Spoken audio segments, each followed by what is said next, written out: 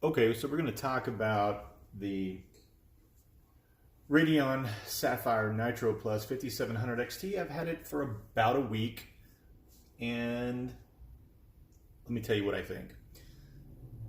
There's been an update. I guess I installed it yesterday. After installing the update, I've read through some of the notes that were some of the release notes, and some of the things I was experiencing previously, which mostly I saw it with Battlefield, scratch that, with Call of Duty Black Ops 4. I was getting a lot of stuttering. When I would exit the game to desktop, I would get just black screen, couldn't bring anything else back up.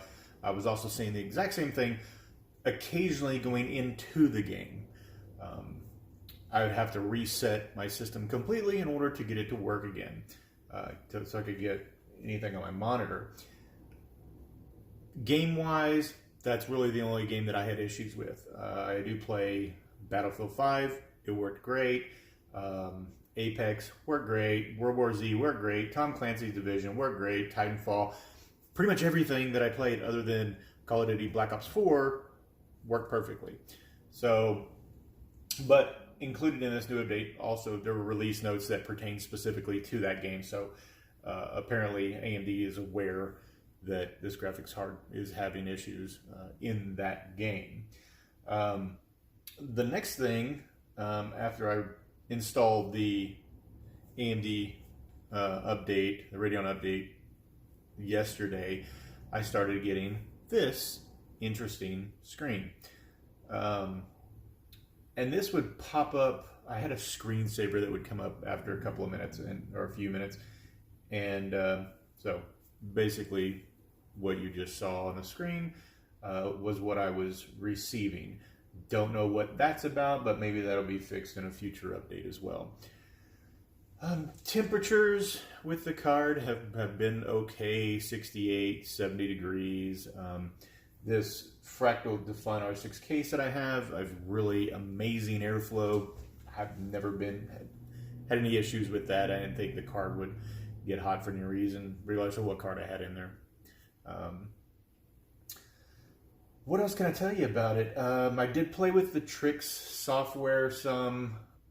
I know I did have a question in reference to that, or somebody asked me to mess with Trix Boost and Radeon image sharpening, firstly, because it is at the bottom of Trix Boost. I didn't see any noticeable improvement in anything. I had it on for a couple of days and I could care less about that.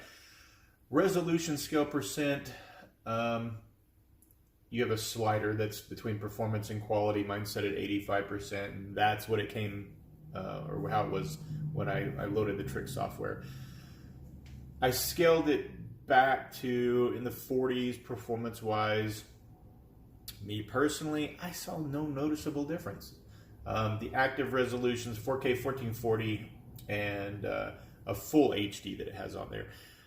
I was hesitant to even try the active resolutions because it does want you to scale back your resolution in game.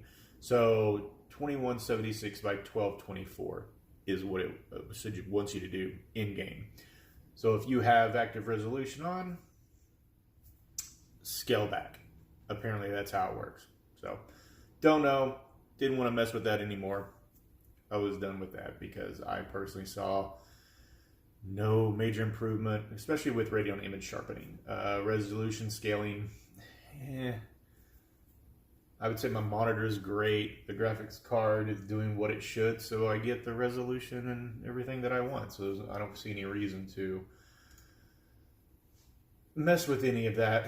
The other thing that I saw issue-wise, so the Radeon 5700 XT Sapphire Nitro Plus, you get no information in CAM. So CAM, any graphics card information, it does identify the Radeon 5700 XT, but there's no information in there, so you don't get any of the numbers. Same thing in games. I noticed in Black Ops 4, where you can put your monitoring at the top within game.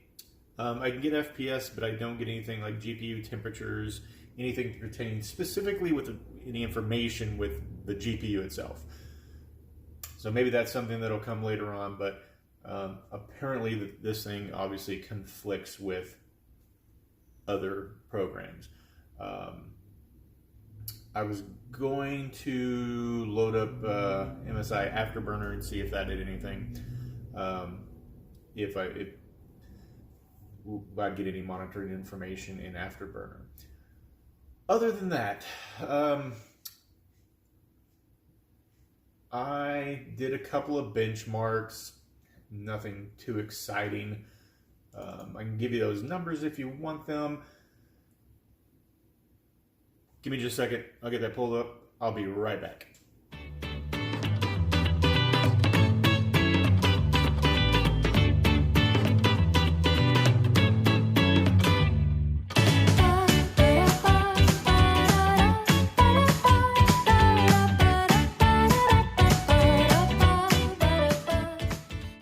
Okay, so I just ran a quick fire strike, just so I can give you the numbers from my original Vega 64 in this system, which my best Vega 64 score, not doing any type of overclocking, anything weird with my system, I ran looks like a 19135 was my best score with my Vega 64.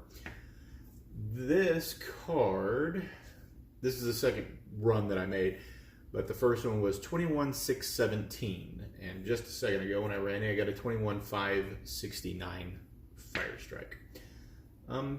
So clearly, it's an improvement over the Vega, so that's a plus.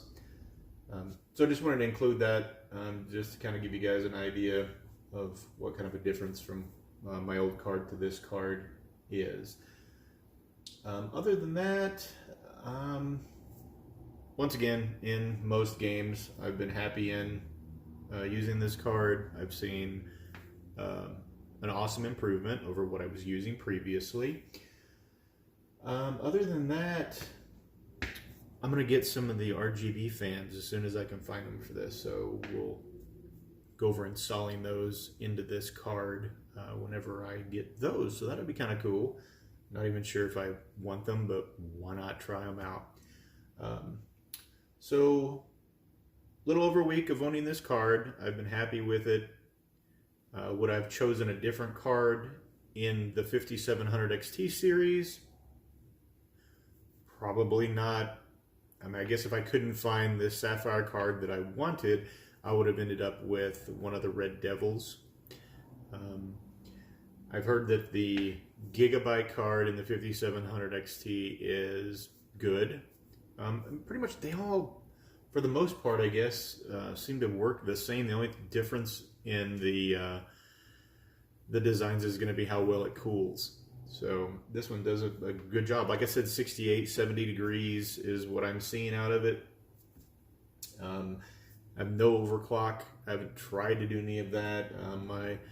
I have a Ryzen 2700X, my CPU in ZXT Kraken. I think it's an X62 on a Gigabyte RS X470 Gaming 7 Wi-Fi. That's what I have in there. So, I don't know. Anything else comes up? Anything strange, odd, out of the box that I see that happens with the card, I'll do updates. Until then, I guess we'll wait to see if we can get some fans for this thing. The RGB ones, apparently they're really easy to take in and out. So we'll put them in and see how we do. So until next time.